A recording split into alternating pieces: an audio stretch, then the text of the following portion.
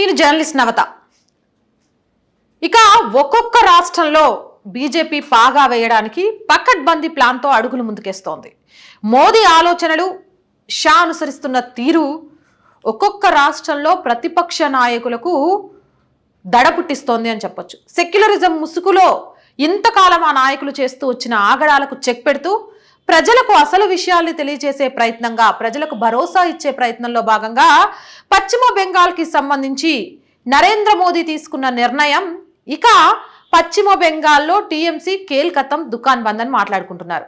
అసలు మమతకు చెక్ పెట్టేందుకు మోదీ చేసిన వ్యూహాన్ని గురించి తెలియాలి అనంటే రెండు విషయాలు ఇక్కడ మనకు చాలా క్లియర్గా తెలవాలి. ఒకటి మత్వ కమ్యూనిటీ గురించి, అలాగే రెండవది శాంతనా ఠాకూర్ బీజేపీ యూనియన్ మినిస్టర్ ఈ నిన్న మొన్నట్లో మీడియాలో ఒక సంచలన వ్యాఖ్యలు చేశాడు. ఆ వ్యాఖ్యలకు మత్వ కమ్యూనిటీకి, పశ్చిమ బెంగాల్కి, దీదీకి, మోదీకి ఉన్న సంబంధం ఏంటి, అసలు ఈ మత్వ కమ్యూనిటీని పశ్చిమ బెంగాల్లో ఎందుకు అంత ప్రాధాన్యతనిస్తున్నారు అనేది పూర్తిగా తెలుసుకుంటే ఎంత చాకచక్యంగా దీదీకి మోదీ చెక్ పెట్టాడు అనే విషయం క్లియర్గా అర్థమవుతుంది.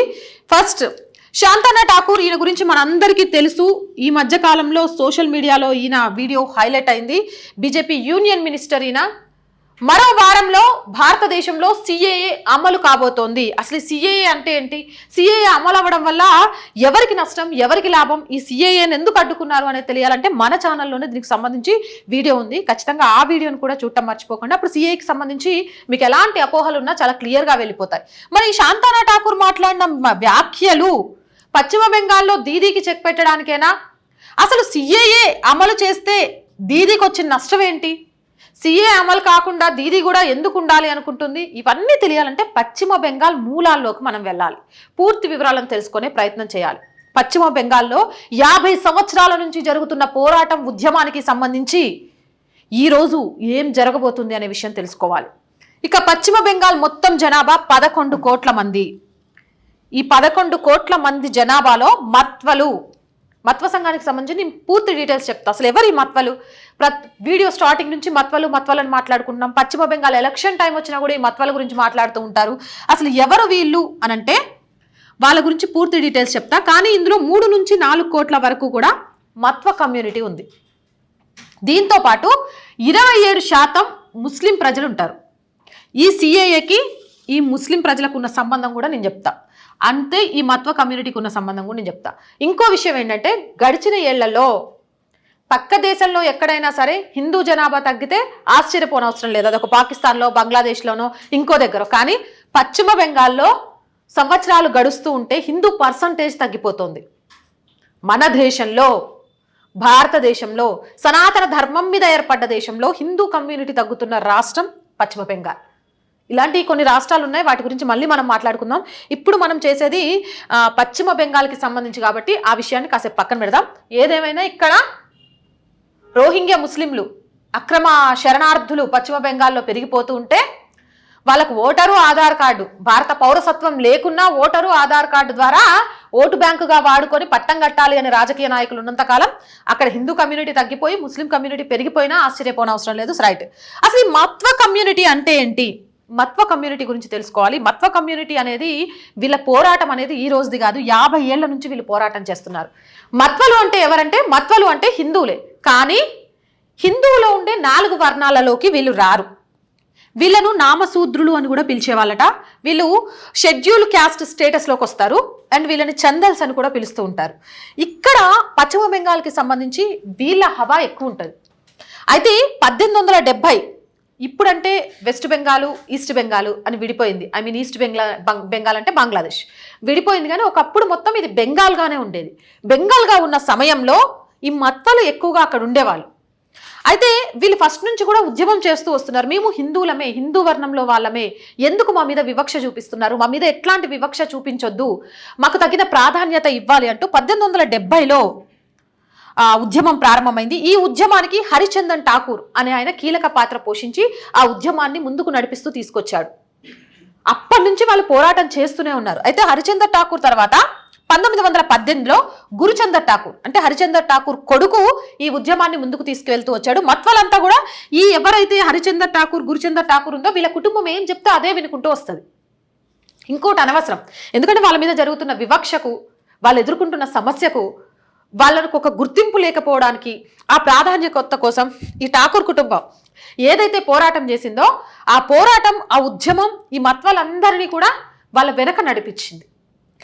ఇక 1947లో మనకు స్వతంత్రం వచ్చింది. స్వతంత్రం వచ్చిన తర్వాత ఈస్ట్ వెస్ట్గా విడిపోయాము. అంటే ఈస్ట్ బంగ్లాదేశ్ అప్పుడు పాకిస్తాన్లో కలిసిపోయింది.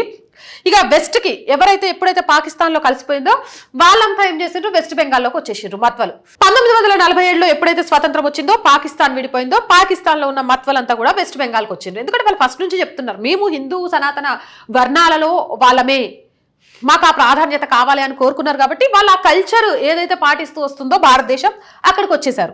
వచ్చేసిన తర్వాత కూడా వీళ్ళకి సంబంధించి ఇప్పటి వరకు కూడా పౌరసత్వం లేదు. వీళ్ళందరి దగ్గర ఓటర్ ఐడీలు ఉంటాయి, వీళ్ళందరి దగ్గర ఆధార్ కార్డులు ఉంటాయి. దీనికి సంబంధించి అభిషేక్ ఠాకూర్, ఈయన కూడా మత్వ కమ్యూనిటీకి సంబంధించిన ఆయన. అభిషేక్ ఠాకూర్ ఒక విషయాన్ని ఒక ఇంటర్వ్యూలో చెప్పాడు, చాలా బాగా చెప్పాడు. భారతదేశంలో ఓటర్ ఐడియో లేకపోతే ఆధార్ కార్డు ఉన్నంత మాత్రాన వాళ్ళు భారత పౌరులు కారు. ఇది హైకోర్టే చెప్పింది. భారత పౌరసత్వం ఇవ్వాలి. భారత పౌరసత్వం అనేది చాలా ఇంపార్టెంట్. భారత పౌరసత్వం పొందాలి అని అంటే నేను సిఏఏ వీడియోలో కూడా చెప్పా, మళ్ళీ చెప్తున్నా, పేరెంట్స్ సర్టిఫికేట్ ఇవ్వాలి. ఆ పేరెంట్స్ సర్టిఫికేట్ ఇవ్వాలంటే వీళ్ళంతా కూడా పేరెంట్స్ సర్టిఫికేట్లు ఎక్కడ ఉంటాయి, బెంగాల్లో. అక్కడ నుంచి పేరెంట్స్ సర్టిఫికేట్ తీసుకొచ్చుకొని వీళ్ళు ఇక్కడ ఎలా పౌరసత్వం పొందుతారు? అది సాధ్యం కావట్లేదు. దీనికోసం వీళ్ళు 50 ఏళ్ల నుంచి పోరాటం చేస్తూ వస్తూనే ఉన్నారు. అభిషేక్ ఠాకూర్ దీనికి సంబంధించి ఒక ఇంటర్వ్యూలో పౌరసత్వం గురించి చాలా చాలా చాలా బాగా చెప్పాడు. వీలవుతే దానికి సంబంధించి అభిషేక్ ఠాకూర్ ట్విట్టర్లో కూడా కనిపిస్తుంది, ఆ వీడియో మీరు చూడొచ్చు. ఆ తర్వాత వీళ్ళ పోరాటం ఇట్లా కొనసాగుతూనే వస్తుంది, కానీ వీళ్ళని ఎవ్వరు పట్టించుకోలేదు. ఈ ఠాకూర్ కుటుంబం ఎవరైతే ఉందో ఆ ఠాకూర్ కుటుంబమే వీళ్ళందరినీ వెనకేసుకొని ఉద్యమం చేస్తోంది. ఇక స్వతంత్రం వచ్చిన దగ్గర నుంచి మొదలు పెడితే 1977 నుంచి 2009 దాకా కూడా పశ్చిమ బెంగాల్ అంతా పాలించింది ఎవరు అంటే కమ్యూనిస్టులు, లెఫ్ట్ పార్టీలు. వీళ్ళే పాలించుకుంటూ వచ్చాయి.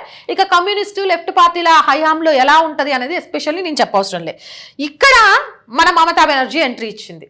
మమతా బెనర్జీ తెలివికి నిజంగా సెల్యూట్ చేయాలి. గంత ఆలోచించే మైండ్ సెట్ ఉన్న ఒక లేడీ, రెబల్ అని కూడా చెప్పొచ్చు. ఎంత బాగా తన పని కావడం కోసం, తను రాజకీయ లబ్ధి పొందడం కోసం ఎవరినైనా ఎలాగైనా వాడుకోగలిగిన చాకచక్యమున్న ఒక మహిళా నేత ఎవరు అంటే మమతా బెనర్జీ. ఈమె పోటీ, ఈమెకి ఎవరు రారు సాటి. ఎందుకో నేను చెప్తా చూడండి. ఇక్కడ మనం ఎప్పుడైతే 1918లో గురుచందర్ ఠాకూర్ గురించి చెప్పుకున్నాం కదా, ఈయన తర్వాత ఈయన కొడుకు ప్రమాత్ రంజన్ ఠాకూర్, ఈయన బాధ్యతలు తీసుకున్నాడు మత్వ కమ్యూనిటీకి సంబంధించి ముందుకు తీసుకెళ్ళడం. ఈయన భార్య ఎవరంటే బినాపానిదేవి. ఈమెనే బరోమా మాత అని కూడా అంటారు. వెస్ట్ బెంగాల్లో బరోమా మాత అంటే చాలా ఫేమస్. ఒకసారి మీరు గూగుల్లో కొట్టినా కూడా వస్తుంది, బినాపానిదేవి బరోమా మాత అంటే. ఆమె ఫొటోస్ కూడా చూడొచ్చు. ఆమె ఏది చెప్తే అదే వేదం అక్కడ. ఆమె అనుకుంటే ఒక పార్టీని లేపగలదు, ఆమె అనుకుంటే ఒక పార్టీని పడేయగలదు. సో ఈ ప్రమాత్ రంజన్ ఠాకూర్ చనిపోయిన తర్వాత మొత్తం బాధ్యతలను బరోమా తీసుకుంది. ఈ బరోమా మాతకు కూడా 2 కొడుకులు ఉన్నారు. వాళ్ళ పేర్లు ఏంటంటే కపిల్ కృష్ణ ఠాకూర్, మంజులా ఠాకూర్. ఎందుకు ఇవన్నీ వివరంగా చెప్తున్నాను అంటే, ఒక కమ్యూనిటీ కోసం పోరాటం చేస్తే ఒక కుటుంబం సంవత్సరాల తరబడి ఎలా ఆ కమ్యూనిటీ మొత్తం తన వెనక నడిపించగలుగుద్ది, ఆ కమ్యూనిటీ పెద్దల్ని అడ్డం పెట్టుకొని రాజకీయ లబ్ధి కోసం రాజకీయ నాయకులు ఎలాంటి గేమ్ ఆడతారు అని తెలియజేయడానికే ఈ కమ్యూనిటీకి సంబంధించిన పూర్తి వివరాలు మీకు అందించే ప్రయత్నం చేస్తున్నాను. ఈమె ఏం చేసిందిగా, ఎక్కడైతే 2009 వరకు కమ్యూనిస్టు లెఫ్ట్ పార్టీలు ఉన్నాయి, ఎట్టి పరిస్థితుల్లో పశ్చిమ బెంగాల్లో దీది ముఖ్యమంత్రి అవ్వాలి, టీఎంసీని ప్రలోభం చేయాలి అంటే ప్రభావితం చేయాలి అనుకుంది. ఇక ఆలోచిస్తే ఈమెకు ఎవ్వరు కనబడలేదు దిక్కు. బరోమా మాత కనబడ్డది. ఆమె దగ్గరికి వెళ్ళింది. మీరు ఎప్పటి నుంచో పౌరసత్వం కోసం పోరాటం చేస్తున్నారు, మీ బాధ నాకు అర్థమైంది, నన్ను గనక గెలిపిస్తే ఖచ్చితంగా కూడా మీ మత్వలందరికీ పౌరసత్వం ఇప్పిస్తాను అని మాటిచ్చింది. అంతే, ఆమె నమ్మింది. మనిషి అన్నాక ఎదుటి వాళ్ళని నమ్ముతాం కదా, అందులో కొన్ని సంవత్సరాల నుంచి పోరాటం. ఎవ్వరు వాళ్ళ దగ్గరకు వచ్చి కనీసం మీ తరపున నిలబడతాం, మీకు న్యాయం చేస్తామని మాట్లాడిన వాళ్ళు లేరు. ఒక్కసారిగా దీది వెళ్ళి మాట్లాడటంతో బరోమా నిజమే అని నమ్మింది. 2011 ఎన్నికల్లో ఫస్ట్ టైం టీఎంసీ అక్కడ అధికారంలోకి వచ్చింది. బికాజ్ ఆఫ్ బినాపానిదేవి, బరోమా వల్ల. అయితే మమతా బెనర్జీ అక్కడితో ఊరుకుందా? ఆమెకు తెలుసు ఎట్టి పరిస్థితుల్లో వీళ్ళకు పౌరసత్వం ఇప్పించడం కుదరదు. ఎందుకు అంటే వీళ్ళకు పౌరసత్వం ఇప్పిస్తే అక్కడే ఉంటున్న రోహింగ్యా ముస్లింలు ఎవరైతే 27% ముస్లిమ్స్ ఉన్నారో వాళ్ళు ఆమెకు వ్యతిరేకం అవుతారు. ఇప్పటిదాకా ఈమె అక్కడ చేస్తూ వచ్చిన డ్రామా ఏంటి అంటే, ఇటు వీళ్ళకి పౌరసత్వం ఇప్పిస్తానని చెప్పి వీళ్ళని నమ్మించుకుంటూ వచ్చింది. సిఏఏకి అడ్డుపడుతున్నాను, సిఏఏని అడ్డుకుంటుందే నేను, సిఏఏ వస్తే మీరంతా దేశం వదిలిపెట్టి పోవాల్సి వస్తుందని అక్కడ ఒక ముస్లిమ్స్ని నమ్మబలికి ఆ 27% ముస్లిం ఓట్లను కూడా ఈమె గుప్పెట్లో వేసుకొని రాజ్యాంగాన్ని వెళ్తుంది. మరి రేపు నిజం అన్నది తెలిస్తే ఏదైనా జరగచ్చు కదా. అందుకని చాలా చాకచక్యంగా 2014లో లోక్సభ అసెంబ్లీ సీట్లు ఉంటాయి కదా, దానికి సంబంధించి కపిల కృష్ణ ఠాకూర్, మంజులా ఠాకూర్ ఎవరైతే ఇద్దరు కొడుకులు ఉన్నారో వాళ్ళిద్దరు కొడుకులకు సీట్లు ఇచ్చింది, వాళ్ళు గెలిచిండ్రు. ఎంత తెలివి చూడండి. అంటే రాజకీయానికి ఏ కుటుంబం అయితే అవసరమో ఆ కుటుంబంతో తిను ముఖ్యమంత్రి స్థానంలో కూర్చొని ఆ కుటుంబం అండ పోకుండా ఉండడానికి ఆ కుటుంబంలో వాళ్ళని ఈమె కింద పెట్టేసుకుంది. ఇక్కడ వాళ్ళిద్దరు అధికారంలోకి వచ్చిన తర్వాత పెద్ద కొడుకు కపిల్ కృష్ణ ఠాకూర్ చనిపోయారు. బరోమా వాళ్ళ పెద్ద కొడుకు చనిపోగానే ఏం చేసింది, టీఎంసీలో బాగా తెలివిగా ఆయన భార్య మమతా బాల ఆమె పేరు, ఆమెను టీఎంసీ ఎంపీ చేసేసింది. ఎందుకంటే ఈ కుటుంబాన్ని టీఎంసీ నుంచి వదులుకోవడానికి ఇష్టం లేక. ఎప్పుడైతే ఈ మమతా బాల టీఎంసీ ఎంపీ అయిందో మంజులా ఠాకూర్కి వీళ్ళకి మధ్య కుటుంబ కలహాలు వచ్చేసి ఈ మంజులా ఠాకూర్ ఏం చేసిండు, పోయి బీజేపీలో జాయిన్ అయ్యిండు. బీజేపీలో జాయిన్ అయిపోయిన తర్వాత మళ్ళీ 2014లో ఎన్నికలు వచ్చాయి. అక్కడ వచ్చిన టైంలో 2016లో ఎన్నికలు వచ్చినాయి. 2016లో ఎన్నికలు వచ్చిన టైంలో మళ్ళీ ఈ టీఎంసీ అధినేత్రి మమతా బెనర్జీ వెళ్ళి మళ్ళీ బరోమా మాతను కలిసింది. అందులో కోడలికి కూడా ఎంపీ పదవి ఇచ్చింది. కాబట్టి ఈసారి ఖచ్చితంగా మళ్ళీ మీ అందరికీ పౌరసత్వం ఇవ్వడానికి ప్రయత్నం చేస్తాను ఏం కథలు చెప్పిందో మొత్తానికి మళ్ళీ ఆమె గెలిచింది. బికాజ్ ఆఫ్ బినా పానీదేవి పక్కన ఉండడం వల్ల. ఇక్కడ ఏం జరుగుతోంది అనేది చాలా క్లియర్గా మోదీ అబ్జర్వ్ చేశాడు. పశ్చిమ బెంగాల్లో బీజేపీ సంస్థాగతంగా అక్కడ ఏర్పడాలి అంటే రెండే. ఇక్కడికి వచ్చిన రోహింగ్యా ముస్లింలను ఎలగొట్టేయాలి. ఎందుకంటే వాళ్లకు అర్హత లేదు అని కాదు, ఎక్కడి నుంచో ఇక్కడికి వచ్చి చొరబాటుదారులుగా ఈరోజు పశ్చిమ బెంగాల్లో హిందువుల పాపులేషన్ తగ్గడానికి కూడా కారణమవుతుండ్రు. అండ్ సిఏఏలో చెప్పినట్టు ప్రపంచంలో చాలా ముస్లిం దేశాలు ఉన్నాయి. వాళ్ళ కమ్యూనిటీకి కష్టం వస్తే ఆదుకుంటాయి అవన్నీ. వాళ్ళకు భారతదేశంలో స్పెషల్గా పిలిచి కూర్చోబెట్టి పట్టం కట్టాల్సిన అవసరం లేదు. అలా పట్టం కట్టకుండా వాళ్ళు వెళ్ళాలి అని అంటున్నారు కాబట్టి ఈరోజు ముస్లిం ద్వేషి బీజేపీ అవుతుంది, కానీ భారత ముస్లిం ద్వేషి బీజేపీ కాదు. అక్రమంగా చొరబడి భారత్లో విధ్వంసం సృష్టించాలి అనుకునే ముస్లిం ద్వేషి బీజేపీ అనే విషయాన్ని గ్రహించలేకపోతోంది. ఇక రెండోది మత్వ కమ్యూనిటీని ఖచ్చితంగా బీజేపీ వైపు తిప్పుకోవాలి. 2019లో మొట్టమొదటిసారి నరేంద్ర మోదీ వెళ్ళి బరోమామాని కలిసిండు.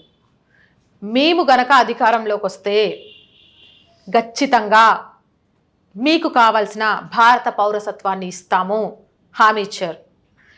హామీ ఇవ్వడంతో అప్పటి వరకు అంటే 2014 ముందు వరకు కూడా బీజేపీకి అసలు పశ్చిమ బెంగాల్లో ఏమీ లేదు. ఒక 2 సీట్లకు ఎక్కడో పరిమితమయ్యే బీజేపీ తర్వాత 18 ఎంపీ సీట్లను గెలుచుకుంది. కాంగ్రెస్ డౌన్ఫాల్ 2కు పడిపోయింది ఎగ్దమ్న. ఒకటి బరోమా దగ్గరికి వెళ్ళి మోదీ ఖచ్చితంగా కూడా భారత పౌరసత్వాన్ని మత్వలకు అందిస్తాం మా పార్టీ అధికారంలోకి వస్తే అని చెప్పడం ఇక్కడ టర్న్ తీసుకుంది భారత రాజకీయం, పశ్చిమ బెంగాల్ రాజకీయం. దీనికి తగ్గట్టుగానే అన్న మాట ప్రకారం అధికారంలోకి రాగానే సిఏఏ బిల్లుని తీసుకొచ్చారు మోదీ. అలాగే నేను ఇంతకు ముందు కూడా చెప్పాను, సిఏకి సంబంధించి బంగ్లాదేశ్, ఆఫ్ఘనిస్తాన్, పాకిస్తాన్ నుంచి శరణార్థులుగా లేదా అక్రమంగా చొరబడ్డా లేదా అక్కడి నుంచి ఇక్కడికి వచ్చి బ్రతుకుతున్న క్రిస్టియన్, జైన, పార్షి, బౌద్ధ ఇలాంటి కమ్యూనిటీలకు సంబంధించిన వాళ్ళకు భారత పౌరసత్వం ఇస్తారు, ఒక్క ముస్లిమ్స్కి తప్ప. ఎందుకు అంటే వాళ్ళకు సంబంధించి ఆదుకోవడానికి వాళ్ళ దేశాలు ఉన్నాయి, వీళ్ళకు మాత్రం ఎస్పెషల్లీ వీళ్ళని ఆదుకునే దేశాలు లేవు కాబట్టి భారత్లోకి వచ్చిన అలాంటి వాళ్ళకు పౌరసత్వం ఇస్తాము అని. అదే చట్టాన్ని 2019లో పార్లమెంట్లో బిల్లు కూడా చేయించిండ్రు. ఎమ్మటే ఒక పెద్ద ప్రొటెస్ట్. మమతా బెనర్జీ దీంట్లో కీలక పాత్ర పోషించింది. ఎందుకో తెలుసా, అది గనక జరిగితే ఇక్కడున్న రోహింగ్యా ముస్లిమ్స్ అంతా బయటకు వెళ్ళిపోతారు. వెస్ట్ బెంగాల్ నుంచి వెళ్ళిపోతే ఏమవుతుంది, ఈమె ఓటు బ్యాంక్ పడిపోతుంది. అండ్ ఇచ్చిన మాట నిలబెట్టుకున్నాడు అని మోదీకి మత్వలంతా కలిపి పట్టం కడతారు. దాంతో దిండు దుప్పటి సర్దు పెట్టుకొని పశ్చిమ బెంగాల్ నుంచి మమతా బెనర్జీ కూడా పక్కకు తప్పుకోవాల్సి వస్తుంది. రాజ్యకాంక్ష అంటారు చూసిండ్రా, అధికారకాంక్ష, పదవీకాంక్ష ఉన్నోడికి ప్రజాశ్రేయస్సు, జరిగే అభివృద్ధి, మంచి ఏది కనబడదు. కావాల్సింది తనకు ఆ సీటు మాత్రమే అనుకున్నట్టుగానే అడ్డుపడ్డారు. దాన్ని బిల్లు చేయగలిగాం కానీ అమలు చేయలేకపోవడంతో అక్కడ ఆగింది. ఇప్పుడు శాంతన్ ఠాకూర్ దగ్గరకు వద్దాం మనం, బీజేపీ యూనియన్ మినిస్టర్. అసలు ఈ శాంతన్ ఠాకూర్ ఎవరో తెలుసా? ఎవరైతే నేను ఇందాక నుంచి చెప్పుకొని వస్తున్నానో బరోమా ఉందా, ఆమె మనవడే. సో ఈ మనవడు ఏం చెప్పాడు అంటే 1 వీక్లో సిఏఏ అమలు కాబోతోంది అని చెప్పాడు. 1 వీక్లో కనుక అక్కడ సిఏఏ అమలు అవుతే రోహింగ్యా ముస్లింల పని కేల్కతం దుకాన్ బంద్, అంటే మమతా బెనర్జీ డౌన్ఫాల్ స్టార్ట్. అలాగే అక్కడ రోహింగ్యా ముస్లింలు వెళ్ళిపోతే బీజేపీ కొంత అప్ అవుతుంది. అండ్ ఇచ్చిన మాట ప్రకారం అక్కడున్న మత్వలకు సంబంధించి 50 ఏళ్ల పోరాటానికి సంబంధించి ఒక సమాధానం దొరుకుతుంది. 4 కోట్ల జనం ఏకదమ్న బీజేపీ వైపు తిరుగుతారు. ఏమైపోతుంది? బీజేపీ అగ్రస్థాయిలో నిలబడితే మమతా దీది మొత్తం భూస్థాయికి పడిపోతుంది. నెక్స్ట్ రానున్న ఎలక్షన్స్లో కూడా పశ్చిమ బెంగాల్లో బీజేపీ జెండానే ఎగురుద్ది. చాలా చాకచక్యంగా ఎప్పుడు ఏ పని చేస్తే ఏం జరుగుతుంది, మనం చేసే పని మంచిదైనప్పుడు ఎవ్వడికి భయపడాల్సిన అవసరం లేదు. ఒక నాయకుడు అంటే ఎన్నికలకు ముందు మేనిఫెస్టోలో ముచ్చట్లు చెప్పడమే కాదు, ఎన్నికలు అయిపోయిన తర్వాత ఆ మేనిఫెస్టో అంశాలను అమలు చేయాలి. ఖచ్చితంగా బీజేపీ ఎన్నికల మేనిఫెస్టోలో అయోధ్యలో రామమందిర నిర్మాణం కట్టిస్తామని ఉంది. మేనిఫెస్టో అంశాన్ని రుజువు చేసి చూపించారు. మీరు కనుక పశ్చిమ బెంగాల్లో మాకు సపోర్ట్ చేస్తే భారత పౌరసత్వాన్ని మీకు అందిస్తామని మాట ఇచ్చారు. ఈరోజు సిఏఏ అమలుతో దాన్ని పూర్తి చేయబోతున్నారు. చాలా తెలివిగా ఆలోచించారు కదా మోదీ. ఏ అస్త్రాన్ని ఉపయోగించి పశ్చిమ బెంగాల్లో పాగా వేసిందో మమతా బెనర్జీ, అదే అస్త్రాన్ని రిటర్న్గా కొట్టి మమతా బెనర్జీ రాజకీయ చరిత్రకు పశ్చిమ బెంగాల్లో సమాప్తం పలకబోతున్నారు. మరి వీటిని చాణక్య తెలివితేటలు అందామా? అంతకు మించి ఆలోచనలు చేయగలిగిన ఎవరైనా ఒక వ్యక్తి ఉన్నాడు అంటే మోదీ షా మాత్రమే అని మరొక్కసారి రుజువైందని మాట్లాడుకుందామా? అర్థమైంది కదా. ఇక ఒక్కొక్కటి రాష్ట్రం. తమిళనాడులో అన్నమలై, ఇక బీహార్ పని కథం, పంజాబు అసలు ఇండి కూటమిలోనే కాదు, ఇప్పుడు నెక్స్ట్ ఏమవుతుందో అర్థం కాదు. ఢిల్లీ పరిస్థితి అంతే ఉంది. నెక్స్ట్ వచ్చేసి తెలంగాణలో గతం కంటే కూడా ఇప్పటికీ బీజేపీ పుంజుకుంది, ఓటు శాతమే చెప్తోంది. అట్లా ఆంధ్రప్రదేశ్లో చూస్తే కూడా రేపు రానున్న ఎన్నికలకు సంబంధించి పక్కా వ్యూహం. తమిళనాడులో ఆల్రెడీ అక్కడ గవర్నమెంట్ మీద ఎగెయినెస్ట్ వచ్చి బీజేపీ అయితేనే కరెక్ట్ అని ప్రజల్లో ఆలోచన వచ్చే విధంగా అయింది. కర్ణాటకలో ఏవైతే ఆంజనేయ స్వామి ఫ్లాగులు దించడము, అలాగే రామ్లల్లా విగ్రహానికి సంబంధించిన రాయి ఇచ్చిన స్టోన్ ఇచ్చిన వాళ్ళ మీద 80,000 ఫైన్ వేయడం, ఇవన్నీ కూడా అక్కడ ప్రజలను ఆలోచింపజేస్తున్నాయి. ఇక నెక్స్ట్ ఏవైతే పెద్ద వేర్లు ఉంటాయో ఆ వేర్లను బీకేసుకొని వస్తే పైన కొమ్మల్ని నరకాల్సిన అవసరం లేదు. సో రాజకీయాల కోసం ప్రజల మధ్య చిచ్చు పెట్టైనా సరే, ప్రజలను విభజించి పాలిచ్చైనా సరే పబ్బం గడుపుకోవాలి అనే కుళ్ళిన వేర్లను బీకడంలో సిఏఏ ద్వారా ఒక అడుగు ముందుకేస్తున్నారు మోదీ. దీంతో పశ్చిమ బెంగాల్ ఖచ్చితంగా కూడా బీజేపీ ఖాతాలోకి రాబోతోంది. ఈ ప్రకటన చాలు. ఈ ప్రకటన చేసింది కూడా ఎవరైతే మత్వ కమ్యూనిటీకి సంబంధించి కొన్నేళ్లుగా పోరాటం చేస్తూ వస్తున్నారో ఆ ఠాకూర్ కుటుంబానికి చెందిన శాంతనా ఠాకూరే. కాబట్టి మత్వల్లో ఫుల్ కాన్ఫిడెంట్ ఉంది జరుగుద్ది అని. ఈరోజు ఈ కుటుంబం అండ ఉంది అంటే ఖచ్చితంగా 4 కోట్ల ఓట్లు ఎక్కడికి పోవు. వీటితో పాటు అక్కడి నుంచి రోహింగ్యా ముస్లింలు బయటికి వెళ్ళిపోతారు. మళ్ళీ చెప్తున్నా, వెళ్ళేది పరాయి దేశాల నుంచి అక్రమంగా చొరబడ్డ ముస్లింలే తప్ప భారత పౌరసత్వం కలిగిన ముస్లింలు కాదు. ఈ విషయాన్ని క్లారిటీగా భారతదేశంలో ఉన్న ముస్లిం సోదరులు సోదరీమణులు గుర్తుపెట్టుకుంటే, భారతదేశానికి అన్యాయం చేయాలనుకున్న వాళ్ళని బయటికి పంపిస్తే మైనారిటీలుగా ప్రభుత్వం అందిస్తున్నది మీకే సొంతమవుతుంది. లేకపోతే ఇట్లా అక్రమంగా చొరబడిన వాళ్ళు కూడా అందులో భాగస్వాములు అయితే నిజంగా నష్టపోయేది ఇక్కడ మెజారిటీగా ఉన్న హిందువులో బీజేపీ కాదు, ఇక్కడ మైనారిటీ అని అనుకుంటున్న ముస్లింలే నష్టపోతారు. భారత పౌరసత్వం కలిగిన ముస్లింలే నష్టపోతారు. ఆ విషయాన్ని గుర్తుపెట్టుకొని ఈ సిఏఏ అమలుకు సహకరిస్తే పశ్చిమ బెంగాల్ రాజకీయాలే కాదు, భారతదేశ ఆర్థిక ప్రగతి కూడా మారిపోతుంది అని చెప్పొచ్చు. ఈ వీడియోపై మీ అభిప్రాయం ఏంటి అనేది కామెంట్ సెక్షన్లో తెలియజేయండి. ఇలాంటి మోర్ వీడియోస్ కోసం మన ఛానల్ని వెంటనే సబ్స్క్రైబ్ చేయండి అండ్ లైక్ చేయండి, షేర్ చేయండి. పక్కనే జాయిన్ అనే బటన్ కనిపిస్తుంది. జాయిన్ అనే బటన్ క్లిక్ చేసి 1 to 4 లెవెల్స్లో దయచేసి మాకు సహకరించండి. మంచి మంచి వీడియోలని మీ ముందుకు తీసుకురావాలనుకుంటున్నాం, కానీ దానికి మీ అందరి సహకారం కూడా ముఖ్యమనే విషయాన్ని మరొకసారి మీకు విజ్ఞప్తి చేస్తూ సెలవు తీసుకుంటాం.